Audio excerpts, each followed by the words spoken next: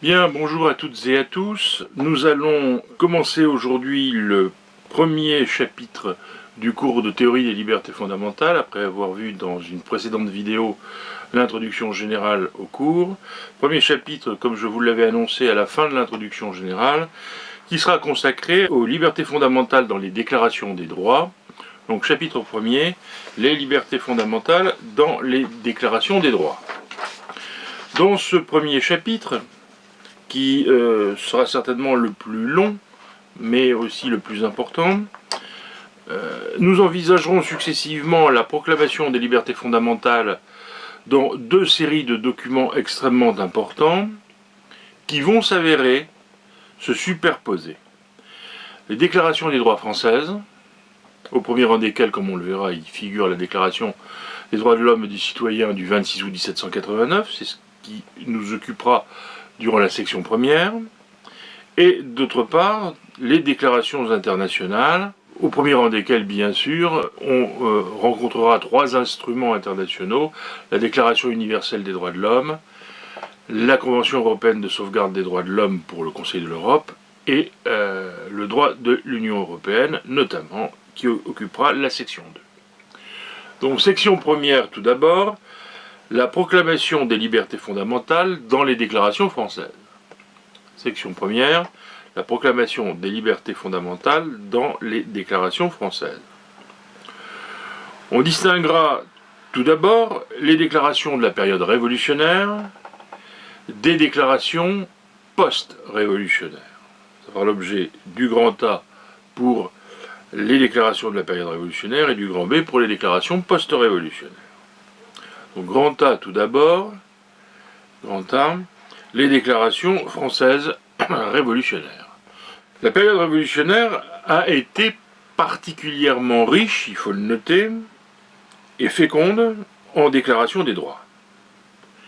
Il y a bien sûr au premier rang desquelles, et c'est celle qui va nous occuper le plus longtemps, la Déclaration des droits de l'homme et du citoyen, qu'on appellera donc la DDHC, du 26 août 1789, qui est la plus importante juridiquement, vous disais-je, ne serait-ce que parce qu'elle a encore aujourd'hui, en 2020-2021, une valeur constitutionnelle. Ensuite, nous aurons d'autres textes importants de cette même époque, puisque la période de la Révolution française a été particulièrement riche en déclarations des droits. Jusqu'en 1789, grosso modo, nous n'avons eu aucune déclaration des droits, contrairement à ce qui va se rencontrer, par exemple, aux États-Unis et surtout au Royaume-Uni de Grande-Bretagne. Mais entre 1789 et 1795, on va avoir une floraison pendant un délai de 6 années de déclaration des droits. On peut tout d'abord faire référence au plan constitutionnel girondin, présenté à la Convention nationale après la chute de la monarchie, les 15 et 16 février 1793, par Nicolas de Carita, marquis de Condorcet, plus connu donc sous le nom de Condorcet, et qui se composait de 3 parties. Première partie, une exposition des principes et des motifs du plan de constitution, environ 80 pages. Un projet de déclaration des droits naturels, civils et politiques des hommes, qui se décomposait en 33 articles. Et enfin, un projet de constitution française de 13 titres. Ce projet girondin, connu sous le nom de Constitution girondine ou de Constitution de Condorcet, ne sera jamais adopté du fait de la mise hors la loi des Girondins par leurs grands opposants politiques de l'époque, les montagnards, Robespierre, Danton, Collot d'Herbois, mise hors la loi des Girondins par la Convention nationale, leur arrestation, puis leur exécution, pour la plupart en 1793, avec l'épisode fameux que vous devez tous et toutes connaître, qui est celui de l'assassinat de Marat par une girondine, Charlotte Corday. Vient ensuite la Déclaration des droits de l'homme et du citoyen de 1793, qui est une section de la Constitution de la Première République française, proclamée le 24 juin 1793, c'est-à-dire le 6 Messidor en 1 de la République. Cette constitution a été approuvée par référendum et elle est suspendue dès le 10 octobre 1793 par la mise en place d'un régime de terreur institué par un décret du 19 Vendémiaire en 1, pris sur proposition de Saint-Just, qui proclamait, je cite ce texte, « Le gouvernement de la France est révolutionnaire jusqu'à la paix ». Régime qui sera abrogé, régime de terreur qui sera abrogé en 1795, lors des journées de Thermidor, ce qui fait que cette constitution montagnarde de 1793, de l'an 1, ne sera jamais appliquée et en 1795 elle sera abrogée, donc elle est dépourvue aujourd'hui de toute valeur juridique. Néanmoins, rédigée au cours des premiers mois de l'année 1793 par une commission dont faisait partie Saint-Just et Rod-Séchel, elle diffère de la déclaration du 26 août 1789 par une orientation nettement plus égalitaire. Ainsi, aux droits de la première génération, d'aspiration libérale, reconnue en 1789, et au principe d'égalité en droit, elle adjoint une première esquisse des droits de deuxième génération, c'est-à-dire notamment des droits au secours public, à l'instruction, notamment. D'inspiration jacobine, je rappelle que le jacobinisme est une doctrine politique qui défend la souveraineté populaire et l'indivisibilité de la République, et que ce mot de jacobinisme désigne aujourd'hui une doctrine qui tente à organiser le pouvoir de façon administrative, bureaucratie, et centralisation, et à le faire exercer par une élite d'experts, c'est la technocratie, qui étendent leurs compétences à tous les échelons géographiques et à tous les domaines de la vie sociale, afin de les rendre uniformes. Ce qui fait la grande opposition entre les Jacobins et les Girondins, entre les montagnards et les Girondins, c'est que là où les Girondins étaient régionalistes, décentralisateurs, les Jacobins sont, eux, adversaires du régionalisme, centralisateurs et partisans d'un pouvoir concentré à Paris.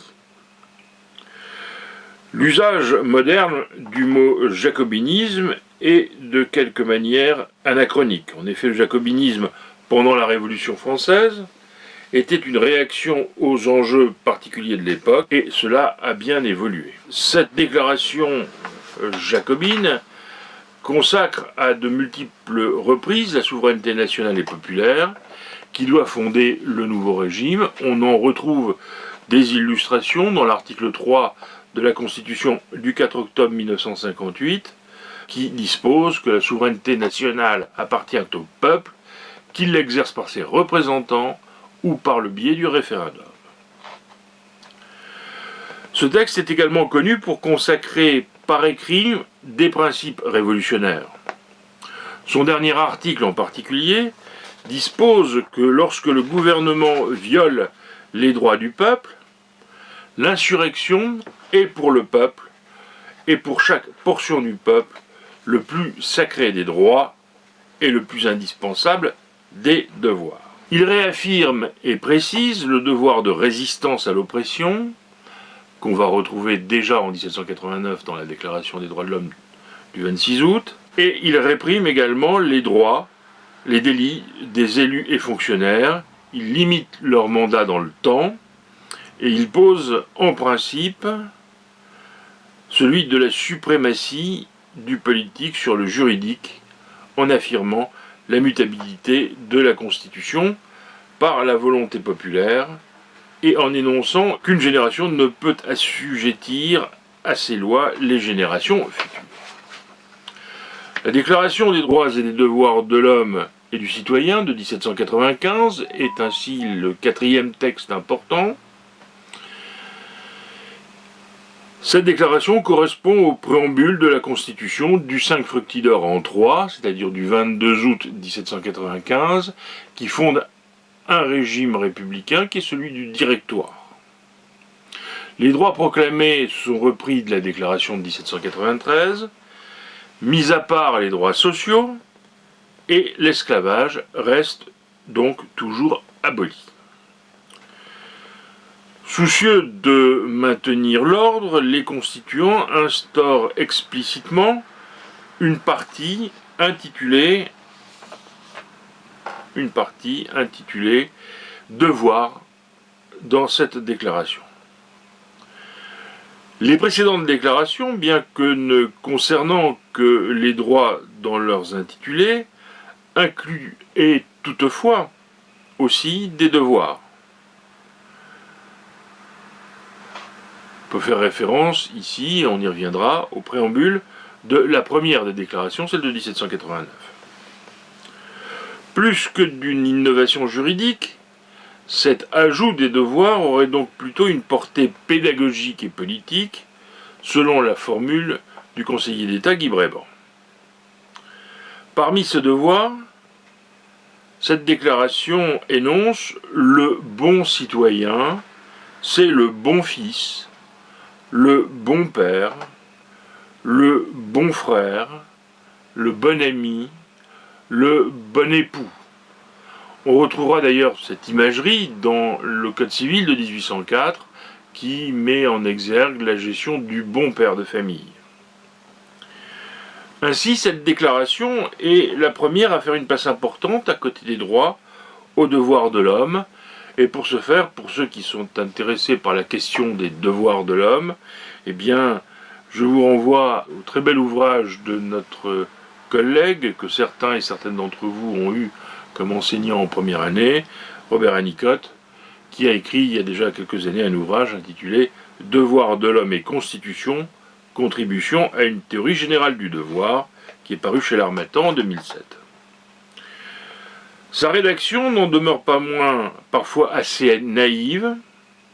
En effet, on pourra lire à l'article 2 de cette déclaration de 1795, dans la partie devoirs, je cite, « Tous les devoirs de l'homme et du citoyen dérivent de ces deux principes gravés par la nature dans tous les cœurs, et voici quels sont ces deux principes.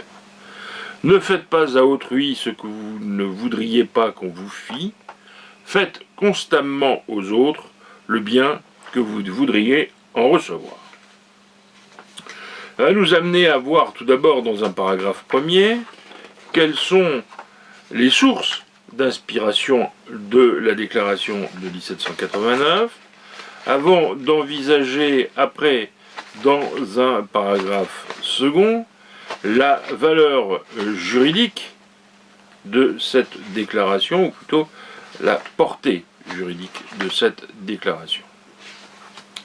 Alors, les sources d'inspiration de la déclaration de 1789. Nous distinguerons ici trois éléments, à savoir d'une part les sources philosophiques de la déclaration de 1789, le contenu de la déclaration de 1789 et ses caractères. Donc petit a tout d'abord, les sources philosophiques. Petit a, les sources philosophiques. Les sources philosophiques de la déclaration de 1789 se résument autour de trois influences, celle de la pensée judéo-chrétienne, à laquelle nous consacrerons le petit 1, celle des droits naturels individuels, auxquels nous consacrerons le petit 2, et celle de la philosophie des Lumières, qui fera l'objet du petit 3. Premièrement, donc, la pensée judéo-chrétienne. Premièrement, la pensée judéo-chrétienne. Cette influence de la pensée judéo-chrétienne est logique dès lors que vous vous souvenez que la France, en 1789, est un État essentiellement catholique. Je vous rappelle que le traité de Westphalie, du 24 octobre 1648, impose désormais une règle qui se traduit par un adage latin, qui se dit de la façon suivante, cuius regio eius religio, qui veut dire, cette règle du cuius regio eius religio, signifie que il existe une liberté de religion pour les princes, mais il existe une obligation pour les sujets de ce prince d'avoir la même religion que leur monarque. Si le roi est catholique, la population doit être catholique. Si le souverain est protestant, la population doit être protestante. Si le roi est anglican, la population doit être anglicane. C'est ce qui va justifier qu'en Grande-Bretagne, par exemple, eh bien, on va faire la chasse aux prêtres catholiques et aux catholiques. Et c'est ce qui va justifier à l'inverse en France, par exemple, que Louis XIV va pouvoir révoquer l'édit de Nantes à la fin du XVIIe siècle, édit de Nantes qui faisait une reconnaissance et une place aux protestants, et qui était dû à Henri IV.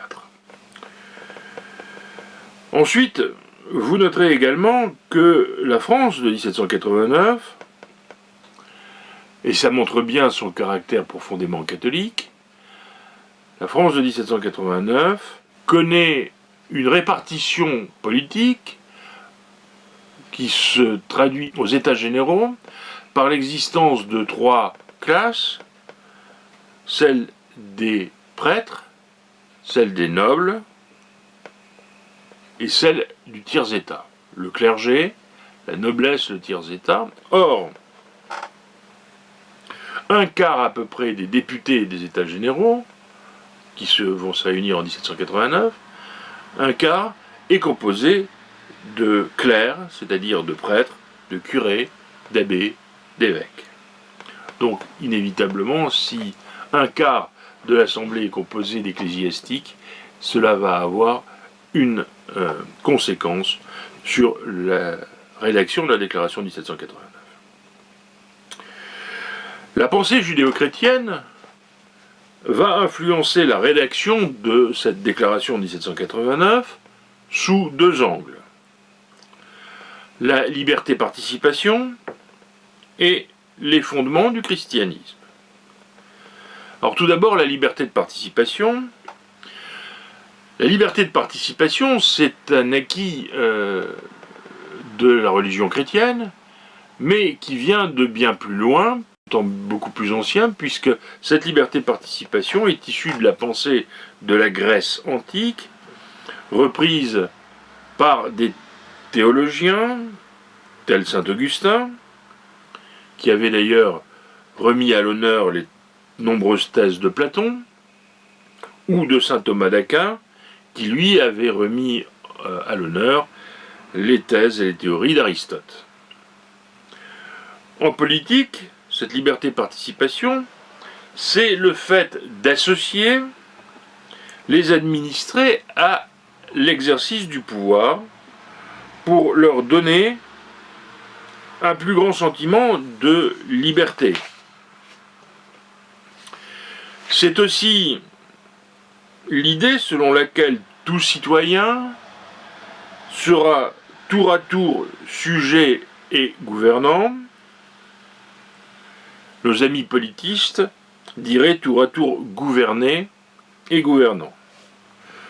Dans la Grèce démocratique du 5e siècle avant Jésus-Christ, dont l'apogée fut le gouvernement de Périclès, de moins 470 à moins 429, les lois constitutionnelles grecques, dues notamment à Solon, prévoyaient que les citoyens athéniens s'assemblaient chaque année sur l'Agora, à Athènes, pour tirer au sort les futurs magistrats de cette cité-État. Concernant les réformes politiques, ce système mit en place le tribunal du peuple, qu'on appelle l'Élié, H-E accent aigu L-I-E accent aigu E. Tous les citoyens eurent accès aux jurys, ce qui est à noter. Les jurys étaient constitués par tirage au sort, même si les sources antiques ne nous disent pas si l'on tirait au sort parmi les volontaires ou si on tirait au sort parmi tous les citoyens. On peut supposer qu'il fallait être volontaire pour être tiré au sort. Le tribunal est principalement une cour d'appel, et Aristote considère qu'il était déjà le lieu du contrôle des magistrats par le peuple. Selon le grand théoricien du régime politique de la Grèce démocratique, Solon, fit une autre réforme d'importance. Il étendit le droit de défense et d'accusation à n'importe quel citoyen, ancêtre, d'une certaine façon, de notre droit moderne de pétition. Solon a aussi écrit un nouveau code de loi qui concerne ce que les catégories modernes appellent notamment privé, droit criminel et procédure légale. D'où la naissance d'un phénomène qu'on appelle l'ostracisme, O-S-T-R-A-C-I-S-M-E, procédure permettant à tout citoyen de demander le bannissement d'un homme politique. Alors ça s'appelle l'ostracisme parce que ça vient tout simplement d'un mot grec, ostraia, qui veut dire l'huître, la coquille d'huître, parce qu'on utilisait pratiquement des coquilles d'huître pour graver le nom de celui qu'on voulait bannir en la matière. D'ailleurs, au passage, petite minute de tourisme, si vous avez l'occasion d'aller à Athènes et de visiter le musée archéologique d'Athènes, vous pourrez y voir une coquille d'huître sur laquelle est inscrite le nom de Démosthène, qui fut un des magistrats de la cité athénienne avant sa mise sous tutelle par Philippe de Macédoine, le père d'Alexandre le Grand. Le tirage au sort était considéré à l'époque comme le mode de désignation le plus démocratique des gouvernants. Question qu'on peut se poser, est-ce que le suffrage universel, qui est désormais la règle de nos démocraties modernes, est plus démocratique que le tirage au sort? Je vous laisse réfléchir et je vous laisse méditer cet élément. Deuxième élément important de l'influence judéo-chrétienne, je vous ai dit les fondements du christianisme. Ici, l'idée repose sur la doctrine élaborée par saint Paul, selon laquelle il n'y a plus ni maître ni esclave. Selon saint Paul, apôtre, dans l'épître aux Galates, on peut lire cette formule: frères, l'Écriture a tout enfermé sous la domination du péché, afin que ce soit par la foi en Jésus-Christ que la promesse s'accomplisse pour les croyants.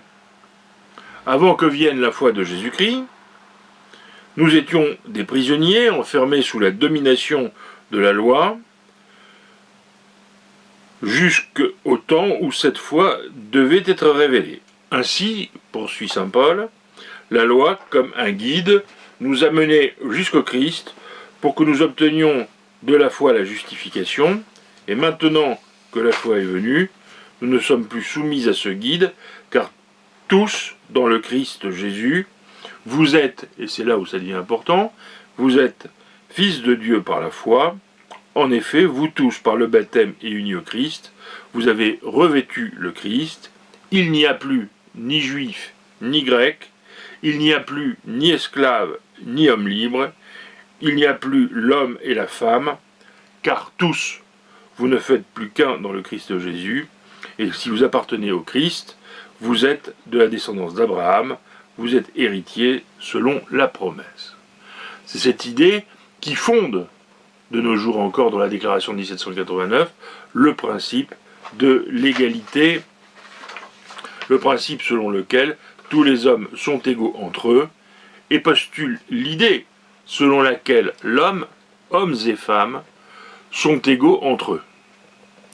Il faudra attendre 1848 pour que le suffrage universel masculin soit établi définitivement en France, par un décret du 5 mars 1848, Il l'avait été une première fois en 1792 pour l'élection de la Convention nationale, le 21 septembre 1792, mais fut vite remplacé par le suffrage censitaire, c'est-à-dire un suffrage où le droit de suffrage, le droit d'être élu comme le droit de vote, était fonction du montant de l'impôt que vous payez par an. Plus vous étiez riche, plus vous pouviez accéder à des fonctions électives, moins vous payiez d'impôts, moins vous participiez à la vie des citoyens. Les femmes, quant à elles, vous le savez, durent attendre encore cette reconnaissance quelque temps. Dans son article 21, le projet de constitution du 30 janvier 1944 du maréchal Pétain dispose que sont électeurs aux assemblées nationales les Français et Françaises nés de pères français, mais les femmes n'étaient toujours pas éligibles. Le même article 21 du projet de constitution du maréchal Pétain de 1944 instaure le vote familial sur la base suivante: le père, ou éventuellement la mère lorsque le père n'existe pas, chef de famille de 3 enfants et plus, a droit à un double suffrage. Ainsi, à l'échelle de la nation, le poids du vote des femmes et de certains hommes avait moins de poids que le vote des pères de famille nombreuses et des rares mères de famille nombreuses qui étaient chefs de famille. Il faut attendre le 21 avril 1944 pour que le droit de vote soit accordé aux femmes en France par une ordonnance, issue d'ailleurs d'un amendement du communiste Fernand Grenier, une ordonnance du Comité français de libération nationale, du CFLN, signée par Charles de Gaulle depuis Alger. Le droit de vote des femmes est confirmé par une ordonnance du 5 octobre 1944, sous le gouvernement provisoire de la République française, le JPRF, mais il n'est utilisé pour la première fois, il ne sera utilisé pour la première fois que le 25 avril 1945 pour les élections municipales, puis en octobre 1945 pour les élections à l'Assemblée constituante qui va fonder la 4ème République, mais on aura l'occasion d'y revenir dans quelque temps. La pensée judéo-chrétienne fonde également une conception limitée du pouvoir politique qui repose sur la célèbre formule du Christ: « Rendez à César ce qui est à César et à Dieu ce qui est à Dieu », qu'on trouve cité par saint Matthieu dans ses évangiles. Cela sert de fondement au principe de la distinction entre le domaine d'État et le domaine privé, selon lequel, en cas d'ingérence du premier dans le second, cela ouvrirait un droit à tout individu à l'idée de résistance contre l'oppression, voire, pour reprendre une formule qui avait été théorisée par Platon, voire au tyrannicide, c'est-à-dire au droit de tuer le dirigeant. Cela explique la position de nombreux souverains pontifes, donc des papes, invitant les chrétiens à se rebeller contre ce qu'ils appellent des lois iniques ou des lois injustes, telles par exemple sa sainteté le pape Jean-Paul II, qui s'était élevé contre certaines lois, notamment françaises, qu'il estimait contraires à la pensée et à la philosophie catholique. Droit de résistance à l'oppression qui se retrouve dans la Déclaration des droits de l'homme et du citoyen à l'article 2, article 2 qu'on citera souvent parce qu'il est très important. Je vous livre ce que dit l'article 2 de la Déclaration de 1789. Le but de toute association politique, est la conservation des droits naturels et imprescriptibles de l'homme. Le but de toute association politique est la conservation des droits naturels et imprescriptibles de l'homme. Ces droits sont la liberté, la propriété, la sûreté et enfin, quatrièmement, la résistance à l'oppression. En vertu de ce principe, face à un pouvoir oppressif, c'est-à-dire face à un pouvoir qui sort de son domaine, les citoyens ont le droit, voire le devoir, de se rebeller contre l'État. Actuellement, ce droit de résistance à l'oppression prend des formes très diverses, telles que le droit de grève,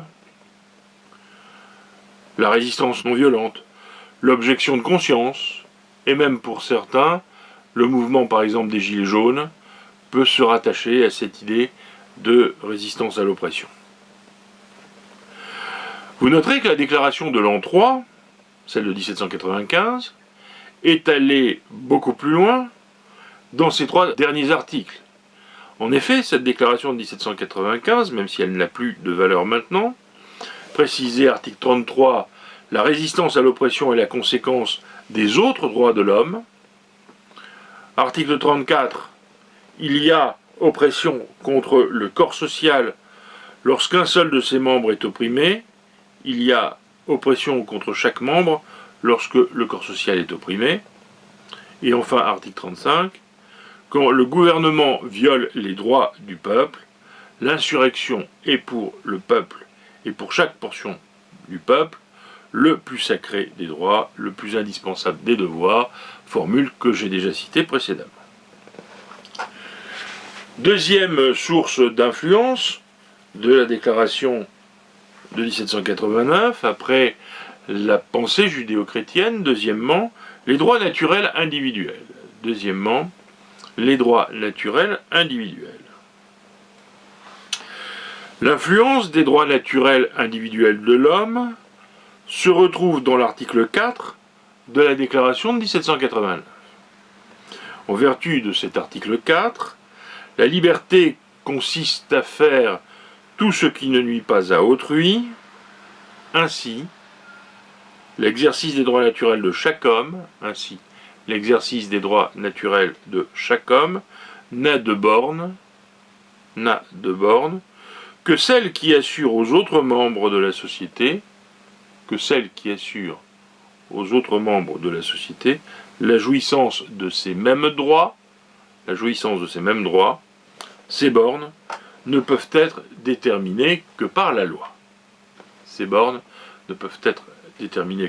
Je reprends l'article 4 en entier.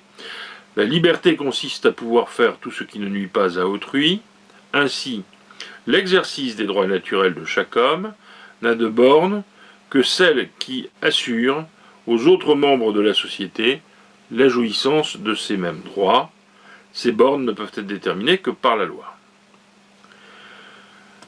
D'origine fort ancienne, la doctrine des droits naturels et individuels, puisqu'elle apparaît de façon classique au XIIIe siècle, chez saint Thomas d'Aquin, et notamment dans son maître livre, la Summa Theologicae, la somme théologique de saint Thomas, cette doctrine du droit naturel a été profondément revue et développée à nouveau dans la seconde moitié du XVIIe siècle et reprise par l'école française du droit naturel, avec des auteurs comme Rousseau, comme Montesquieu, comme Voltaire, comme les encyclopédistes.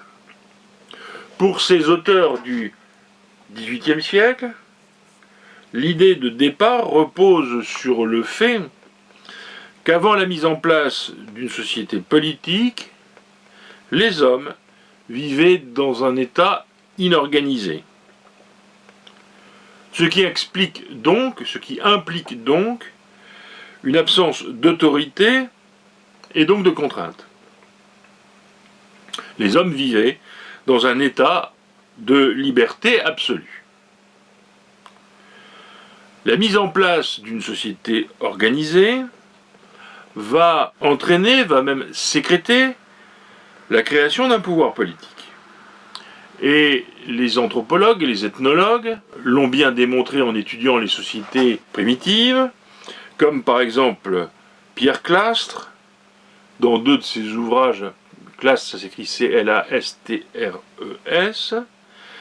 dans deux de ses ouvrages importants, La société contre l'État, paru en 1974, ou encore la Chronique des Indiens Guayaki, Guayaki, paru en 1972.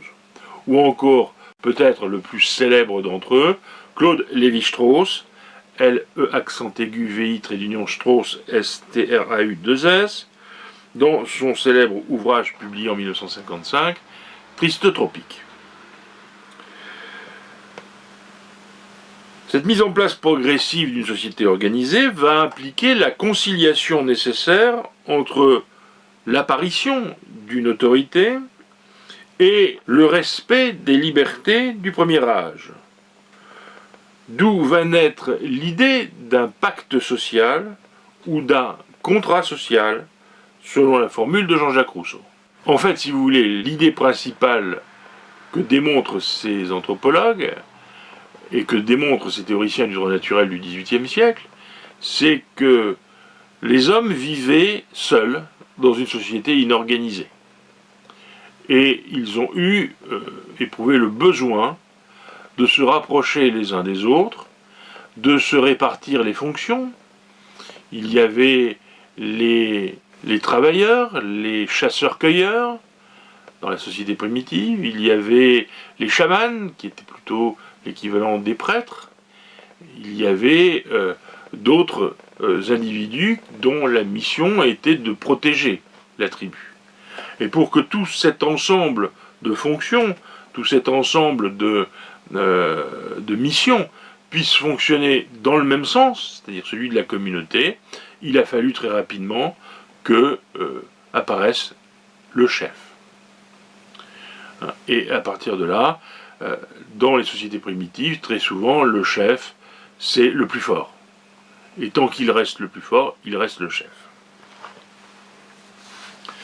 Mais lorsqu'on étudie les auteurs du XVIIIe siècle, du droit naturel, on va s'apercevoir que des divergences entre eux vont se faire jour sur le contenu de ce fameux pacte social.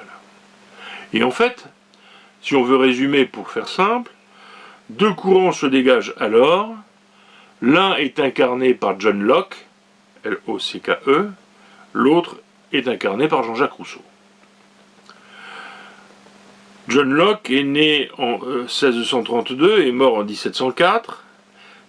Il est un philosophe anglais. Il vit à une époque charnière de l'évolution de la société anglaise, qui voit la fin des guerres de religion, les débuts du rationalisme et une forte opposition à l'absolutisme en Angleterre. La pensée de Locke peut être considérée comme une des pensées fondatrices du libéralisme. Et cela tant sur le plan politique que sur le plan économique. On lui doit notamment un traité important, dont je vous demande de retenir quand même le titre, le traité du gouvernement civil, qui est un essai philosophique publié en 1690, consacré à l'origine à la légitimité et aux problèmes posés par tout gouvernement politique. Pour Locke, et c'est ça que je vous demande de retenir pour l'instant, pour Locke, le pacte social repose sur l'abandon d'une partie, mais d'une partie seulement, de la liberté, ce qui implique que dans le pacte social soient déterminés précisément les droits et les libertés conservés par les individus, d'où la nécessité d'une déclaration des droits. Et rien que le fait de rédiger une déclaration des droits, c'est une conception importante que l'on va retrouver chez les rédacteurs de la Déclaration de 1789, et elle a fortement influencé les rédacteurs de la Déclaration de 1789. A l'inverse, et sans que ces deux thèses soient totalement incompatibles l'une à l'autre, à l'inverse, Jean-Jacques Rousseau, lui, français, né en 1712, mort en 1778, est un écrivain, philosophe, musicien, genevois d'origine et francophone, orphelin de mère très jeune. sa vie va être marquée notamment par l'errance. Ses livres et ses lettres vont connaître à partir de 1749 un fort succès, et ils lui valent notamment des conflits importants avec l'Église catholique, qui l'obligent à changer souvent de résidence et alimentent son sentiment de persécution. Après sa mort, son corps sera transféré au Panthéon à Paris en 1794. Rousseau est critique par rapport à la pensée politique et à la pensée philosophique développée par des auteurs comme Hobbes, H-O-B-E-S, auteur du célèbre Le Léviathan, L-E-V-I-A-T-H-A-N, ou de John Locke qu'on vient de citer. Pour lui, les systèmes politiques sont basés sur l'interdépendance économique et sur l'intérêt qui conduisent à l'inégalité, à l'égoïsme et finalement à la société bourgeoise. Ce terme de société bourgeoise, il est, Rousseau, l'un des premiers à l'employer. Toutefois, s'il est critique à l'égard de la philosophie des Lumières, il s'agit d'une critique interne. Il est l'auteur de deux ouvrages importants pour nous ici. D'une part, en 1755, le discours sur l'origine et les fondements de l'inégalité parmi les hommes, le discours sur l'origine et les fondements de l'inégalité parmi les hommes en 1755, et surtout en 1762, son ouvrage le plus célèbre, du contrat social. Pour Rousseau, le contrat social repose sur l'idée d'un abandon de toutes les libertés, de l'aliénation totale de chaque associé avec tous ses droits à toute la communauté. C'est-à-dire que pour Rousseau, l'individu doit abandonner tous ses droits et toutes ses libertés entre les mains de l'État, entre les mains des gouvernants. Dès lors, la pensée de Rousseau semble en totale contradiction, à la différence de celle de Locke, avec l'idée même de déclaration des droits. Si vous approfondissez la pensée de Rousseau, vous verrez qu'en réalité, il n'y a pas réellement de contradiction. Pourquoi cette absence de contradiction ? Car pour Rousseau, s'il y a abandon total des droits, c'est justement dans le but de conserver leurs droits intégralement. Si les individus ont abandonné tous leurs droits, leur indépendance, c'est pour pouvoir s'accroître cette indépendance, sa sécurité, grâce à la protection sociale, notamment en se fondant sur l'inorganisation de la société originelle qui met en péril cette indépendance. Rousseau fait apparaître une autre notion, un autre concept extrêmement important qu'on va retrouver dans la Déclaration de 1789, c'est le concept de volonté générale. Ce concept de volonté générale joue un rôle primordial dans la Déclaration. Le souverain, pour Rousseau, doit être composé de l'ensemble des membres de la société.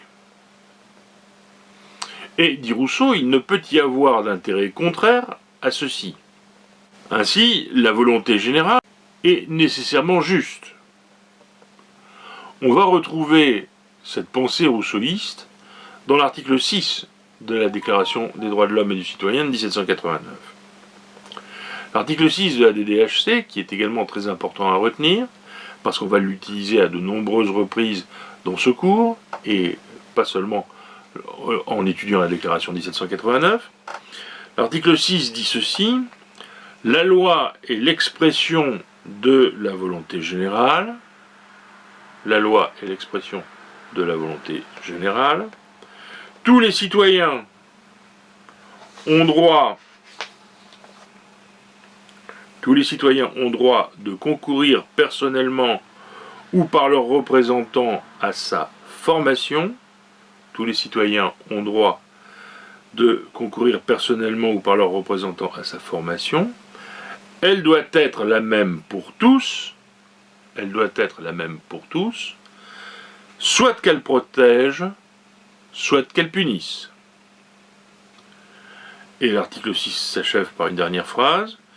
Tous les citoyens étant égaux à ses yeux, tous les citoyens étant égaux à ses yeux, sont également admissibles à toute dignité, place et emploi public, selon leur capacité et sans autre distinction que celle de leur vertu et de leur talent. Et sans autre distinction que celle de leur vertu et de leur talent.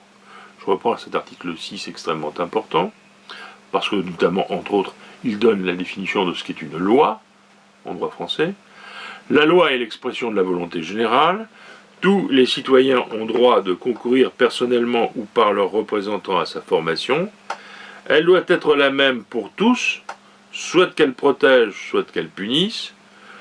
Tous les citoyens étant égaux à ses yeux sont également admissibles à toute dignité, places et emplois publics, selon leur capacité, et sans autre distinction que celle de leur vertu et de leur talent.